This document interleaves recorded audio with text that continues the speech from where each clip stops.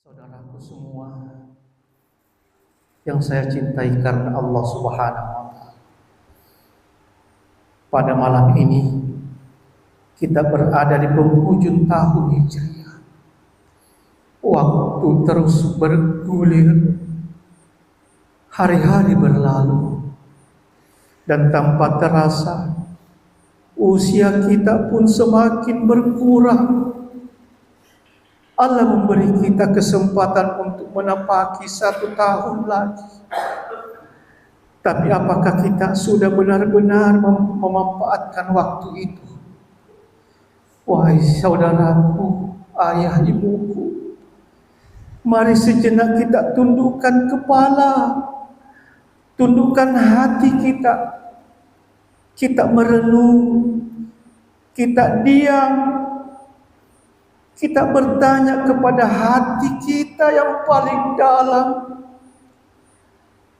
Sudahkah kita bersyukur kepada Allah? Sudahkah kita taat kepada Allah? Sudahkah kita menjadi anak yang berbakti kepada orang tua, atau justru sebaliknya? Berapa banyak hari yang kita lewati dalam kelalaian? Berapa banyak malam yang kita isi dengan dosa? Berapa banyak detik yang kita sia-siakan tanpa ingat kepada Allah? Dan berapa banyak air mata orang tua kita yang jatuh karena kita? Ayah dan ibu, sosok yang begitu tulus mencintai kita. Sejak dalam kandungan, ibu mempertaruhkan nyawanya. Ia bangun di malam hari karena kita menangis. Ia menahan lapar agar kita bisa makan. Ia menahan sakit saat melahirkan. Dan ayah dengan lelah bekerja sepanjang hari, berpanas-panasan, hanya agar kita bisa sekolah, bisa makan, bisa hidup dengan layak. Lalu bagaimana balasan kita? Kita membentak ketika mereka menasihati, kita mengeluh ketika mereka meminta tolong. Kita lebih sibuk dengan ponsel, dengan teman, daripada meluangkan waktu untuk duduk bersama ayah, ibu kita. Pernahkah kita berpikir akan datang saatnya di mana kita pulang dan tak ada lagi ibu yang membukakan pintu, tak ada lagi ayah yang menyambut dengan senyum. Kubur mereka menjadi sunyi, dan kita hanya bisa mengirim doa yang dulu sering kita lalaikan. Astagfirullah, astagfirullah, astagfirullah. Ya Allah, jika hari-hari kami penuh dosa, ampunilah aku.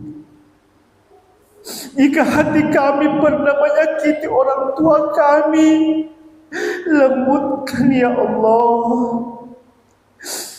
Izinkan kami menebus salah kami, walau hanya dengan setetes air mata tobat malam ini ya Allah. Ayah, ibuku,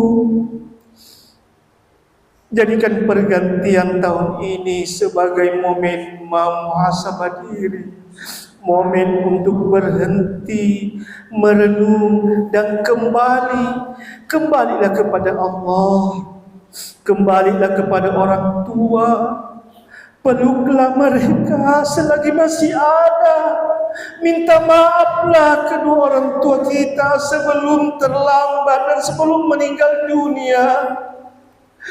Ya Allah, tahun ini mungkin kita masih bersama.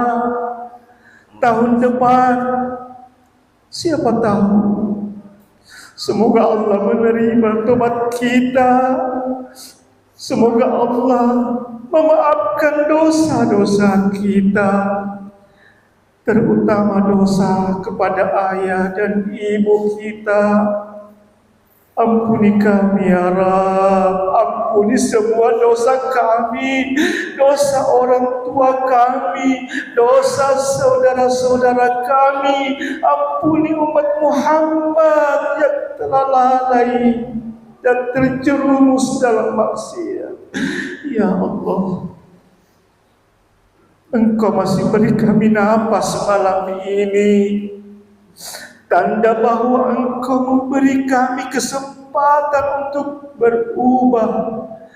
Maka malam ini ya Allah, kami mohon teguhkan langkah kami di jalan, lapangkan hati kami untuk taat kepadamu, sucikan jiwa kami dari dosa, dan bimbing kami agar tahun ini menjadi tahun taubat, tahun perubahan, tahun kembali kepadamu ya Allah. Wahai Allah yang Maha Pengasih, terimalah kami kembali di sisimu. Amin ya Rabbal Alamin.